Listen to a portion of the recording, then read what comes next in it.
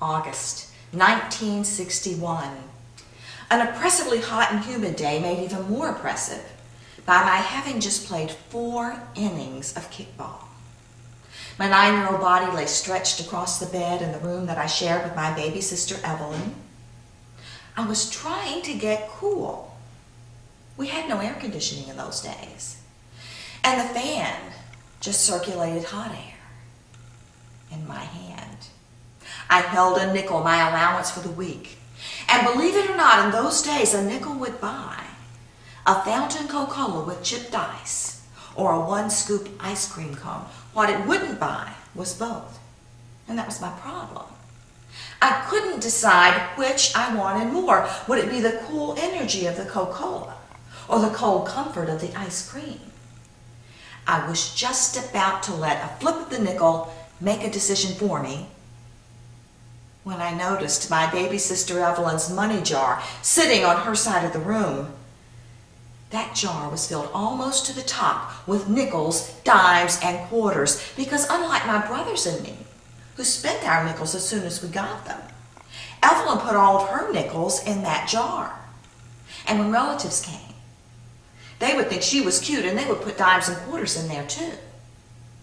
And I thought to myself, if I were to take just 1 nickel from that jar, Evelyn would never know the difference. Heck, I wouldn't even know if there was a nickel missing from that jar, and I was the smartest person that I knew. But if I took a nickel from the jar, that would be stealing. And according to the Bible, stealing is a sin. But the Bible also said, "Thou shalt not store up treasures on this earth." And my sister had quite a treasure in that jar, so she was sinning too. I figured her sin canceled mine out. And didn't the Bible say over and over and over again that we should help those in need? And hadn't I been in need of Coca-Cola and ice cream on many occasions, and never once had my baby sister Evelyn offered me any of the money from that jar? So that was 2 sins against her. I figured that canceled my sin out. So I got off of my bed, I walked over to the dresser, I reached for that jar, and just then my baby sister Evelyn walked into the room. And she said, "Hi, Sissy." And I said, "Oh, Evelyn, I was just admiring your money jar. It's almost all the way full." She said, "I know. I can't wait till it's all full, because then I can start a new one." I got an idea. I said, "Well, I can help you with that. See this nickel? It's about twice as big as a dime. You give me a dime from that jar, I'll give you this nickel, and your jar will be that much fuller." And she said, "Sissy, you would do that for me?" And I said, "Uh-huh." And she went to that jar, and she took out a dime, and as we traded my nickel for her dime, she put her arms around me, and she said, "Oh, Sissy, you are the best Sissy in the whole wide world." 5 minutes later, I was at the Highway Pharmacy lunch counter ordering myself a fountain Coca-Cola with chipped ice and a chocolate ice cream cone. And as I walked home, licking that ice cream and sipping that Coke, I thought to myself, boy, am I smart. What other 9-year-old would even dream of trading nickels for dimes? And about that time, I passed the ball field where my brother Lee, who claimed to be in training to be a major league pitcher, was playing catch with his friend Roy Allen. I called him, "Hey, Lee, you got your glove on the wrong hand." I was just messing on him, but it was enough to make him drop the ball. He turned to me and he said, "Get out of here, goonface, you're ruining my concentration." I just laughed and kept on licking that ice cream and sipping that Coke. The next afternoon, our neighbor, Mrs. Oliver, asked me if I would go to the store around the corner and get her some bread and milk because she didn't want to leave her new baby. I did, and when I came back with that bread and milk, she rewarded me with a nickel. First thing I did was hunt down my baby sister. I found her behind our apartment building, sitting on a blanket that had been spread across the grass. She was having imaginary tea with her imaginary friends. I said, "Evelyn, look, I got another dime. Want to trade for another nickel?" And she said, "Sure." And she got up and she ran into the house, and she came back with her dime And as we traded my nickel for her dime, she put her arms around me and she said, "Oh, Sissy, you are the best sissy in the whole wide world." 5 minutes later, I was at the Highway Pharmacy lunch counter ordering myself a fountain Coca-Cola with chipped ice and a vanilla ice cream cone. And as I walked home, licking that ice cream and sipping that Coke, I thought to myself, I must be pretty near a genius. What other 9-year-old would even dream of trading nickels for dimes? About that time, I passed the ball field again, and there were Lee and Roy Allen once more playing catch, just like they had been the day before. I said, "Hey, Lee, where's that stick?" He said, "What stick?" I said, "That ugly stick you got beat with." And he said, "You got room to talk. You're so skinny when you turn sideways and stick out your tongue, you look like a zipper." Now that hurt. I was sensitive about my weight, but I was not going to let him know that.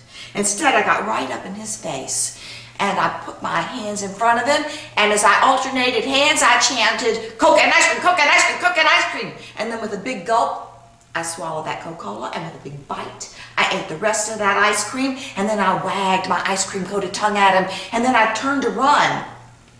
But I slipped on my shoelace, and I fell to the ground, and Lee and Roy Allen started laughing.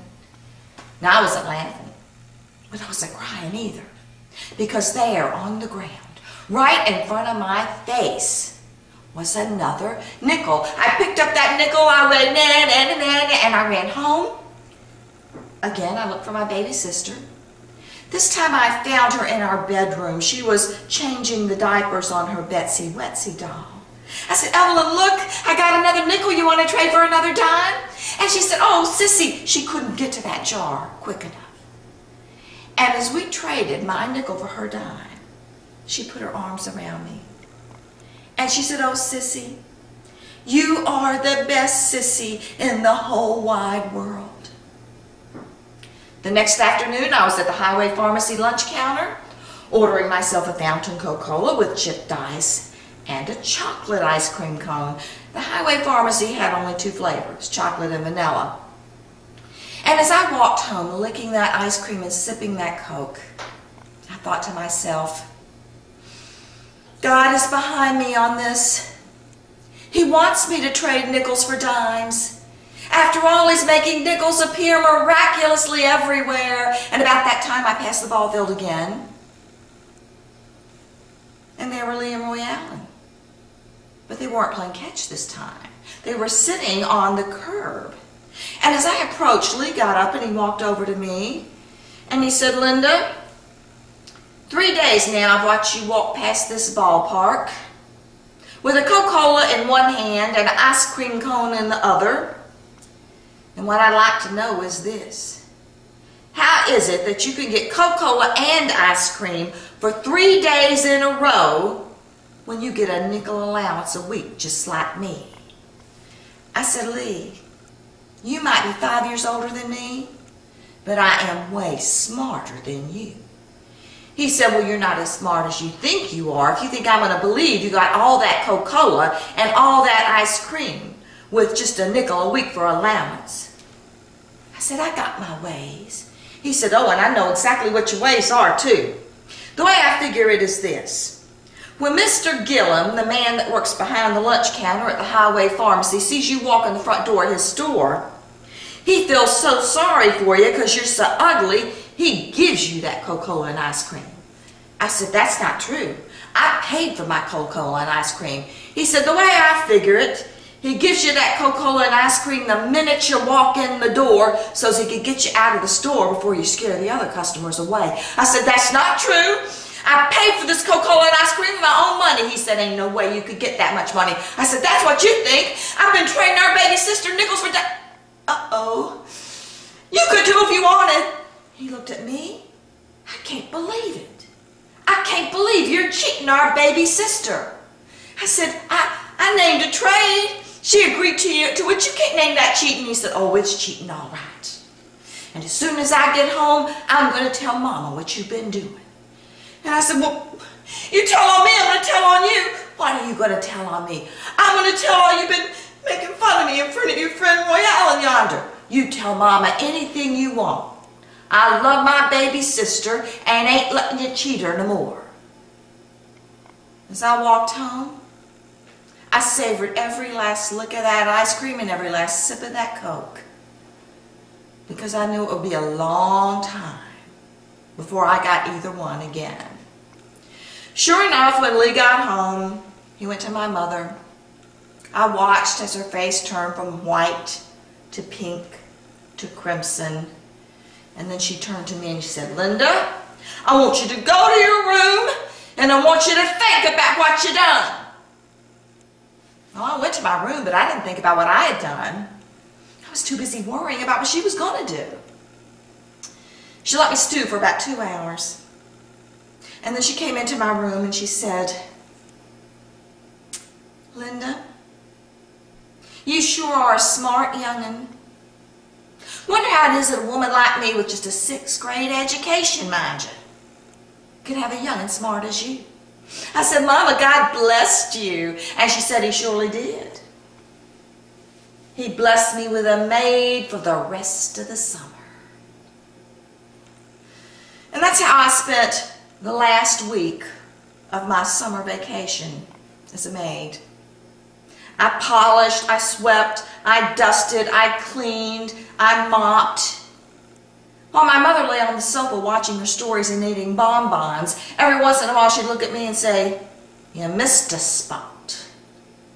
It wasn't too tough a punishment. I could take it. What I could not take was my baby sister Evelyn. She came up to me and she said, "Linda, Mommy won't let me trade you nickels for dimes anymore." And then she whispered in my ear, "She didn't say anything about quarters though." And my baby sister Evelyn picked up a dust cloth and helped me finish dusting the living room. And I couldn't help myself. I put my arms around her and I gave her a big hug. And I said, "Oh, Sissy, you are the best sissy in the whole wide